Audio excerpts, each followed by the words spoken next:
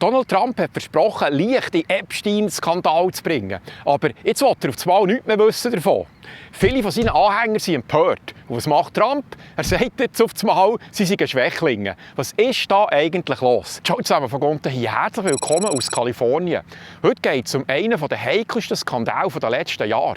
Und warum der für Donald Trump zum Problem wird. Ich habe wieder ein super spannendes Video für euch parat. Legen wir los. Vollgas. Bevor wir auf Trump und seine Rolle schauen, müssen wir zuerst verstehen, mit was wir es hier überhaupt zu tun haben. Der Jeffrey Epstein, wie sie hier sagen, ist von vielen Quellen beschuldigt worden, ein weitreichendes Netzwerk für Missbrauch und Handel mit minderjährigen Frauen aufgebaut zu haben. Laut FBI-Bericht gäbe es insgesamt mehr als 1000 Opfer.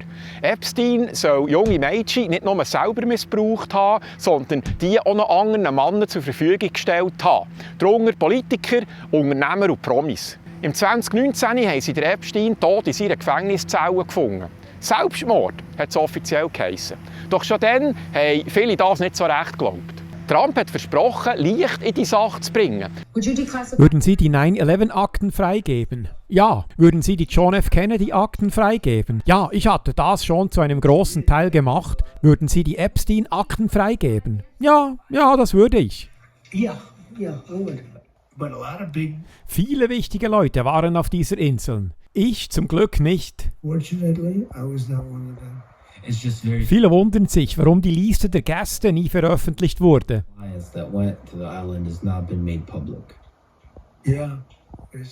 Ja, interessant, nicht? Vielleicht kommt das ja noch. Wenn Sie könnten. Ja, ich würde es mir auf jeden Fall anschauen. Aber jetzt hat das FBI erklärt, die Ermittlungen seien beendet. Es gibt keinen Hinweis auf eine sogenannte Kundenliste mit bekannten Namen. Es gibt auch keinen Grund, gegen weitere Personen in dieser Sache zu ermitteln.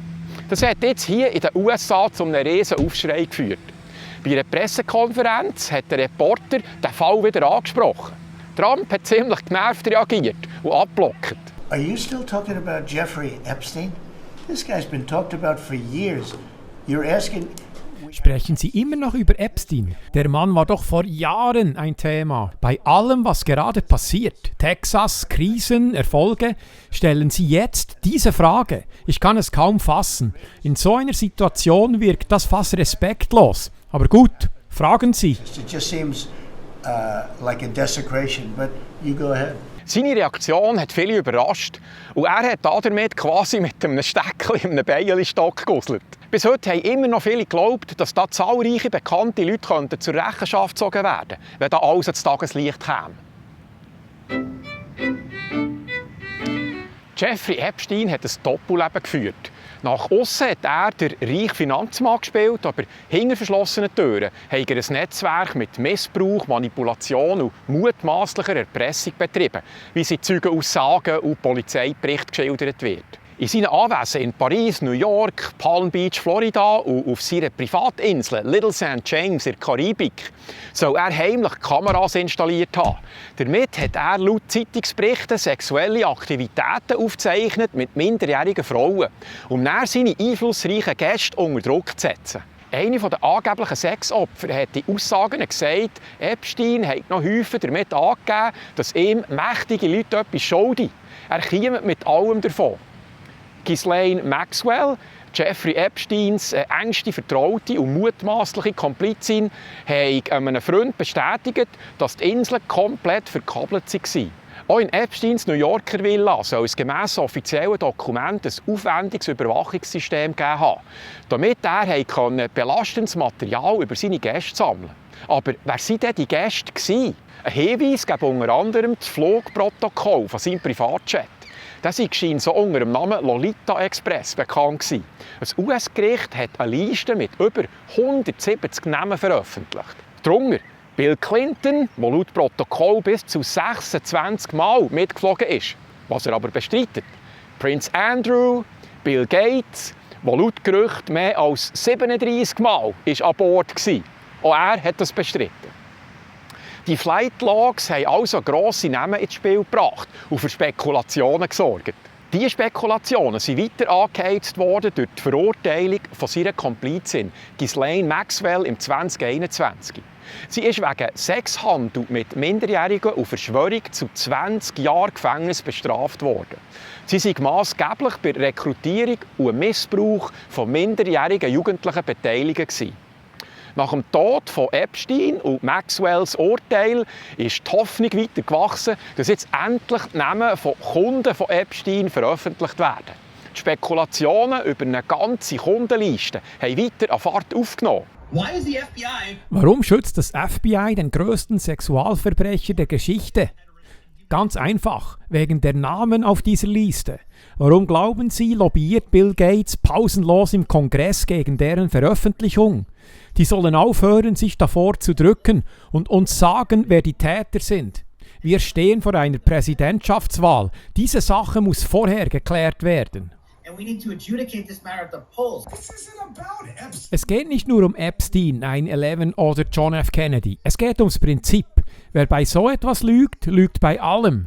Also, wer ist auf den Epstein-Tapes? Wer steht in diesen Listen? Und warum wird das alles bis heute vertuscht? Auch Mitglieder von Trumps Regierung haben neue Enthüllungen angekündigt. Zum Beispiel Alina Habba, eine hochrangige politische Beraterin im Weißen Haus. Ich war gerade noch mit Pam und Cash im Weißen Haus, direkt bevor ich zu Ihnen in die Sendung kam.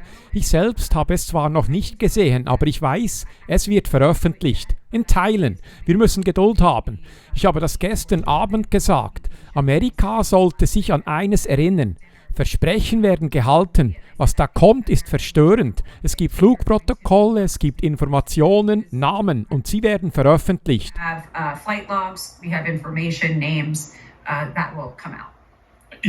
Wird das schockierend sein?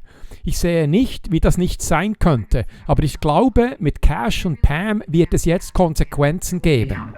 Dann hat die Justizministerin Pam Bondi gesagt, sie habe da die ganzen Epstein-Akten auf ihrem Schreibtisch. Das Justizministerium will die Epstein-Liste veröffentlichen. Ist das wirklich der Fall? Ja, sie liegt gerade auf meinem Schreibtisch zur Prüfung. Das war eine direkte Anweisung von Präsident Trump. Ein bisschen später hat Bondi nachgedoppelt und gegenüber Fox News gesagt: Alles wird an die Öffentlichkeit kommen. Die Amerikaner haben ein Recht darauf, es zu erfahren. Hat aber eingeräumt, dass man Schwierigkeiten habe, an das ganze Ermittlungsmaterial zu kommen, weil das sei im Besitz von der New Yorker Behörde. Aber nur 2 Tage später war das Hindernis aus dem Weg geräumt. Weil jetzt hat Pam Bondi gesagt, dass Tausende von Seiten von Dokumenten geliefert worden. There are well over, this will make you sick. Es gibt über 200 Opfer. Das ist wirklich schwer zu ertragen. Wir müssen ihre Identität schützen. Aber abgesehen davon, Breaking News, morgen könnte es soweit sein. Hoffentlich. Meine Behörde wird voraussichtlich erste Epstein-Daten veröffentlichen. Other than that, I think tomorrow, Jesse, breaking news right now, you're going to see some Epstein information being released. What kind? Are we going to see? Was erwartet uns? Werden wir Beweise aus seinen Aufzeichnungen sehen, da er alle seine Häuser mit Kameras ausgestattet hatte? Hoffentlich viele Flugprotokolle, viele Namen, viele Informationen. Was dieser Mann getan hat, ist einfach krank. It's pretty sick what that man did. Der FBI-Direktor Kash Patel schaue die Sache da jetzt noch gerade durch. Die grosse Veröffentlichung komme dann näher. Die Spannung war riesig. Aufgrund von all diesen Aussagen haben viele geglaubt, ein gigantischer Skandal stehe kurz vor dem Durchbruch. An dieser Stelle wäre jetzt ein Trommelwirbel angebracht. Aber statt Enthüllungen hat es eine ziemlich kalte Dusche gegeben. Im Mai 2025 ist für viele Trump-Unterstützer die Blase geplatzt. Angefangen hat es mit dem Kash Patel. Er war früher einer der lautesten Kritiker von der angeblichen Epstein-Vertuschung unter dem Präsident Biden. Er hat den Fall als Beispiel für einen tiefen Sumpf in der US-Justiz dargestellt. Wer hat Jeffrey Epsteins Black Book? Das FBI. Aber wer genau? Es steht unter direkter Kontrolle des FBI-Chefs. Aber jetzt, in seiner neuen Rolle als FBI-Chef unter Trump, hat er in Interviews plötzlich behauptet, der Epstein habe sich selber das Leben genommen. Das war Selbstmord. Ich als früherer Pflichtverteidiger, als Staatsanwalt, der mit dem Metropolitan-Gefängnis und der Einzelhaft dort vertraut ist, erkennt man einen Suizid, wenn man ihn sieht. Und genau das war hier der Fall. Sein Stellvertreter, Dan Bongino, ist sogar noch weitergegangen. Auch er hat früher als Radiomoderator darüber spekuliert, Epstein sei wahrscheinlich ermordet worden, im Auftrag von Leuten von ganz oben, um denen ihre Geheimnisse zu schützen. Die Epstein-Story ist eine grosse Sache. Da müssen wir unbedingt dranbleiben. Er hat gnadenlose Aufklärung versprochen. Aber jetzt, plötzlich als Vize-FBI-Chef, hat auch er sich von seiner These distanziert. Er hat sich das Leben genommen. Ich habe die vollständige Akte gesehen. Es war Selbstmord. Beide haben jetzt auf einmal gesagt, es war Selbstmord. Punkt, fertig. Für viele Beobachter war das ein Schock, und zwar nicht nur für Trump-Befürworter. Aber es ist sogar noch schlimmer gekommen. Am 6. Juli dieses Jahr hat das Justizministerium und das FBI ein Memo veröffentlicht. Es gäbe keine Kundenliste mit prominenten Namen. Und es wird nochmal gesagt, dass der Epstein durch Selbstmord gestorben. Das Memo hat auch noch gesagt, das Justizministerium und das FBI seien der Ansicht, dass eine weitere Offenlegung von Material weder angemessen noch gerechtfertigt sei. Diese Aussagen haben natürlich eingeschlagen wie eine Bombe. Keine Liste, keine Enthüllungen, kein Skandal, nichts von all dem, was Trump und seine Leute versprochen haben. Die Reaktionen haben nicht lange auf sich warten. Zahlreiche Anhänger haben sich verraten gefühlt. Mehr dazu im nächsten Kapitel. Die Enttäuschung über die ausgebliebenen Enthüllungen war gross. Aber dann ist etwas passiert, was die Stimmung endgültig kippen liess. Elon Musk, bis vor kurzem auf Trumps Seite, hat mit einem Post auf X für einen Sturm gesorgt. Musk hat behauptet, Donald Trumps eigener Name stehe in diesen Epstein-Files. Das hat natürlich für Aufruhr gesorgt. Und es gibt weitere Stimmen aus dem Trump-Lager, wie Megyn Kelly und Steve Bannon, die sich der Kritik an der Trump-Regierung angeschlossen haben. Macht mal Stimmung, wenn euch der Epstein-Skandal wichtig ist. Entweder sagte Pam Bondi damals die Wahrheit oder sie tut es jetzt. Aber beides geht nicht. Entweder log sie damals immer wieder bei Fox News, als sie sagte, wir haben die Infos, wartet ab, es ist schrecklich. Oder sie lügt mit dem kurzen, zweiseitigen Memo, das sie nachts ohne Unterschrift veröffentlichte und damit zum Ausdruck brachte, hier sind ein paar Krümel, mehr gibt's nicht.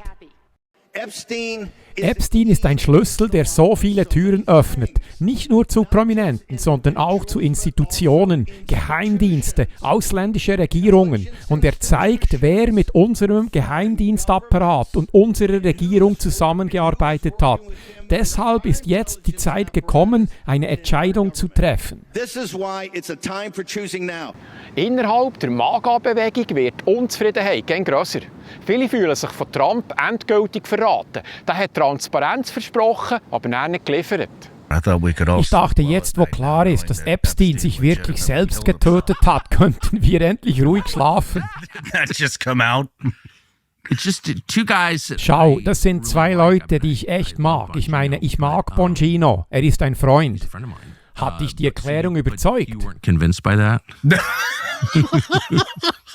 Nein. Was denkst du, was passiert ist? Ich denke, Epstein betrieb ein Erpressungsnetzwerk. Und du?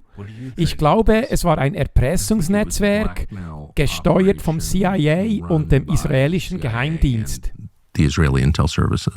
Und wenn sich am Ende herausstellt, dass da wirklich nichts dran war, dass Epstein tatsächlich eine Zahlung von 165 Millionen von Leon Black für eine Finanz- und Steuerberatung verdient hat, was übrigens deutlich mehr ist, als die meisten ihrem Buchhalter bezahlen. Wenn das Ganze keine ausländische Geheimdienstoperation war, wenn niemand erpresst wurde, wenn Bill Gates nur wegen des guten Wetters auf der Insel war, wenn also niemand bei illegalen oder unmoralischen Dingen gefilmt wurde, um dann erpresst zu werden, wenn das alles nicht stimmt, dann erklärt mir einfach, wieso das nicht stimmt. Aber nennt mich nicht einen Idioten. Lasst nicht zu, dass jemand euch beleidigt, nur weil ihr eine legitime Frage stellt. Get away with insulting you instead of answering a legitimate question. Okay? Ever. Daraufhin hat das FBI versucht, die Situation ein bisschen zu entschärfen. Sie haben ein Überwachungsvideo veröffentlicht vom Gefängnisgang, aufgenommen in der Nacht von Epsteins Tod. Dieser Clip sollte beweisen, dass niemand in seine Zelle gegangen sei.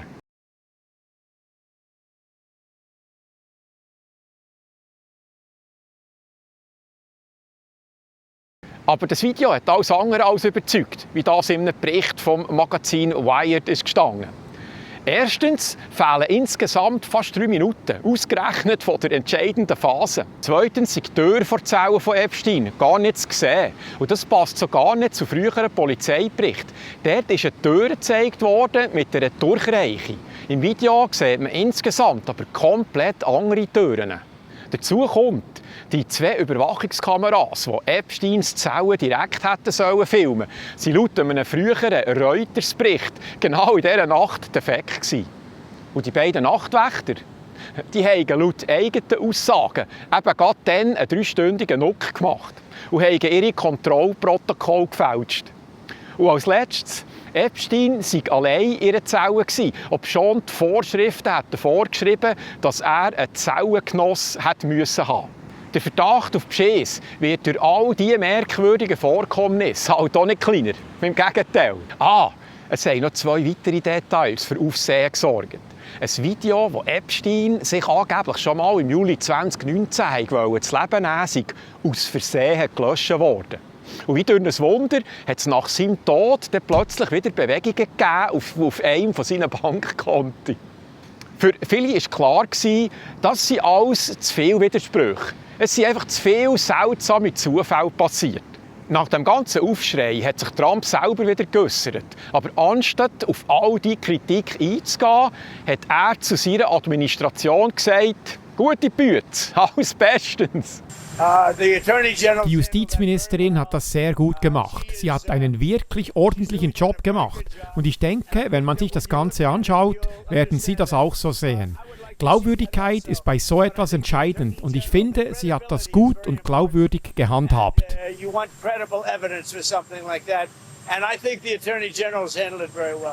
Das hat natürlich Zweifel an Trumps Glaubwürdigkeit und seine Unabhängigkeit vom Teufelsstaat nur noch weiter steigen.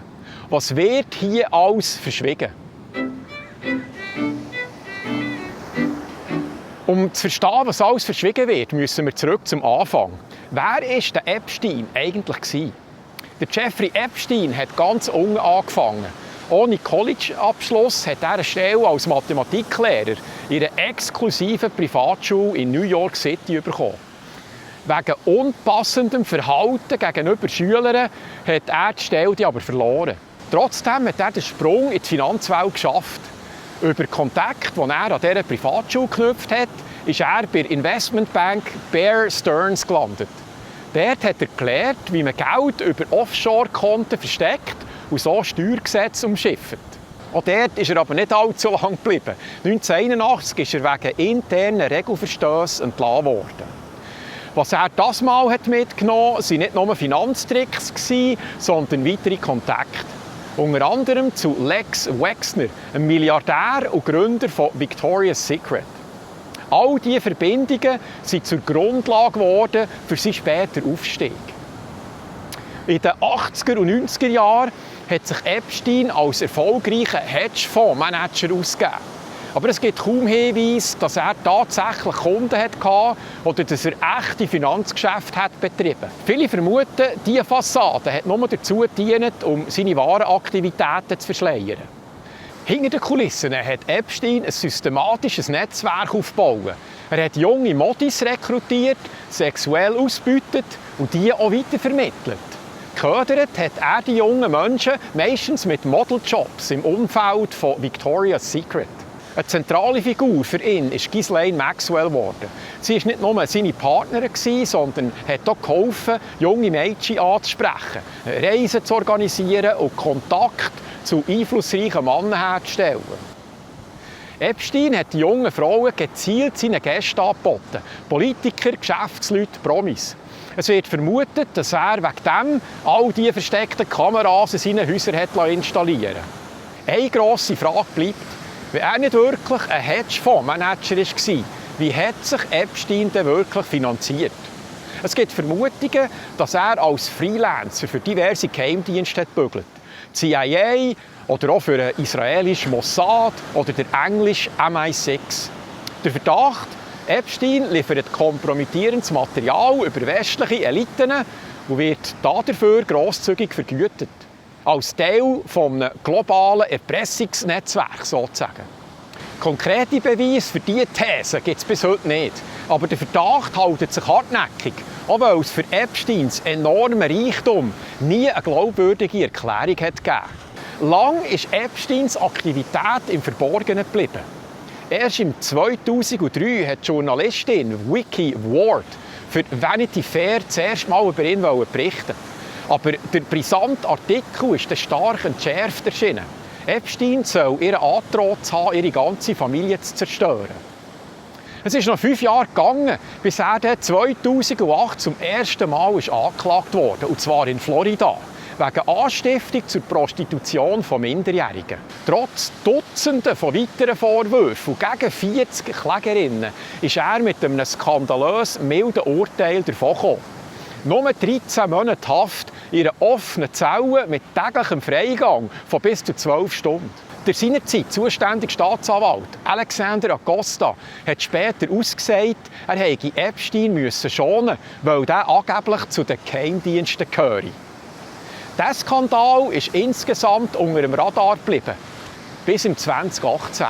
Dann hat eine andere Journalistin, Julie Brown vom Miami Herald, einen neuen Artikel veröffentlicht, der das milde Urteil von 2008 wieder ans Tageslicht geholt hat. Kurz darauf haben sich neue Sexopfer gemeldet und neue Beweise auftaucht.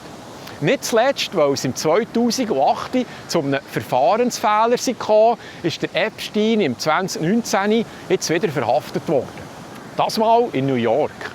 Er ist angezeigt worden wegen Menschenhandel mit Minderjährigen und Anstiftung zu Menschenhandel mit Minderjährigen.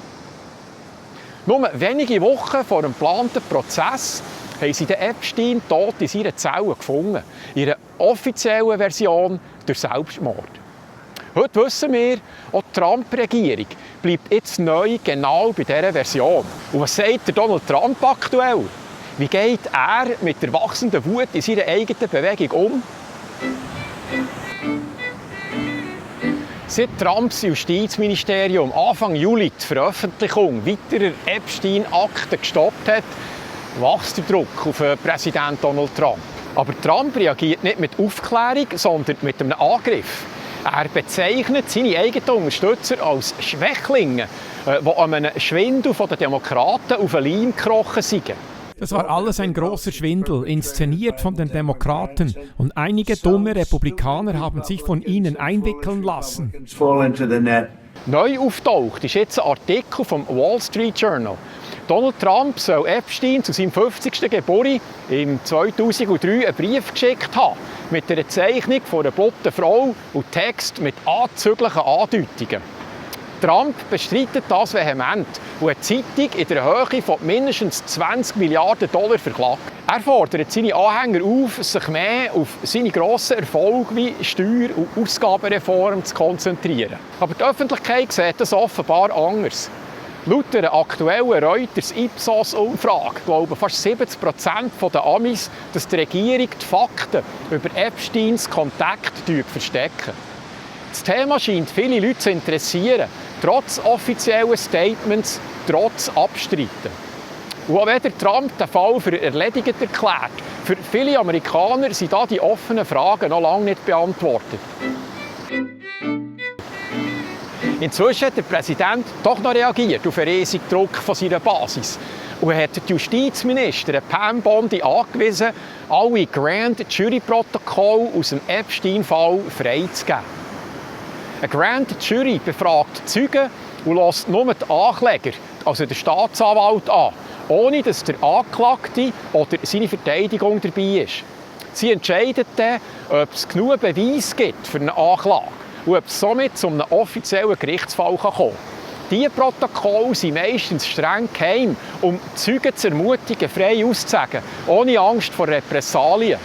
Die Offenlegung ist sehr selten, ausser es gäbe eine gerichtliche Anordnung, zum Beispiel in Ausnahmefällen bei öffentlichem Interesse, wie jetzt eben hier.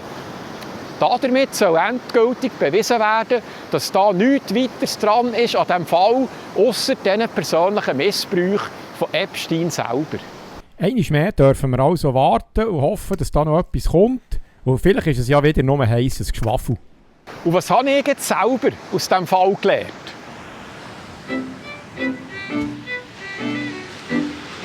Bei diesem Fall scheint es schon irgendwie mehr dran zu haben, als im Moment offiziell zugegeben wird. Was Rauch hat, ist vielfach ja einem Bubeln. Aber ich glaube nicht, dass da noch viel mehr rauskommt. Weil entweder ist nichts dran an dieser Erpressergeschichte von bekannten Leuten und dann kann ja nichts mehr rauskommen. Oder, falls das stimmt, dann hat jemand das Material und dementsprechend grosse Macht. Das gibt niemand so mir nichts, dir nichts aus der Hand. Unmöglich. Es ist lustig, dass Demokraten jetzt die Freigabe von den Epstein-Files verlangen. Sie behaupten, Trump will nicht, weil sein Name drin ist. Aber wir haben nicht vergessen, dass die Demokraten 4 Jahre Zeit hätten, das zu machen. Sie haben es aber nicht gemacht. Komisch, dass sie jetzt erst darauf kommen, wo sie nicht mehr Macht sind. Trump-Befürworter sagen, das sei der Beweis, dass Trump nicht da drin sei. Sonst hätten die Demokraten die Files ja sicher veröffentlicht unter den beiden. Ich habe eher das Gefühl, wenn es die Kundenliste tatsächlich gibt, dann stehen Namen von beiden Parteien drin. Und darum will niemand richtig vorwärts machen. Item. Das Ganze zeigt mir, dass Politik im Grossen und Ganzen nichts anderes ist als die Mafia. Es geht um Macht, Einfluss und Geld. Nicht um Gesundheit, Demokratie oder das Wohlergehen des Volkes. Ich muss auch ein bisschen schmunzeln, wenn ich in den Kommentaren lese, wie schlecht eine politische Seite ist und wie viel besser jemand anderes wäre. Im übertragenen Sinn kommt mir das vor, als würde man Fähnen für entweder Cosa Nostra auf Sizilien oder Gomorra in Neapel. In der Politik sollte man nicht generell werten, sondern konkret schauen, was gemacht wird. Weil gut schnurren können viel, gut handeln tun weniger. Aber, das weiss ich schon, als ehemaliger Badmeister und heutiger Doc-Finger. Et voilà, dann würde ich sagen, das war es wieder mal für heute. Wow, wer von euch jetzt bis hierher zugeschaut hat, Chapeau für euer Interesse. Mega cool, dass ihr nicht wie viele andere nur nach schnellen Schlagzeilen ohne Substanz fischen. Und ganz herzlichen Dank an alle, die mich wieder finanziell unterstützt haben. Ohne euch ging es nicht. Je nach Thema hat YouTube nämlich nicht immer Freude an mir. Und dann streichen sie mir die Möglichkeit, durch Werbeeinblendungen am Anfang des Videos einen Batzen zu verdienen. Dann ist eure Unterstützung der einzige Weg für mich, ein bisschen etwas für den Rechercheaufwand zu bekommen. Merci vielmals. Liebe Grüße dorthin, von wo ihr auch heute wieder zuschaut.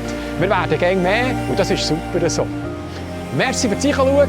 Bis zum nächsten Mal. Tschüss.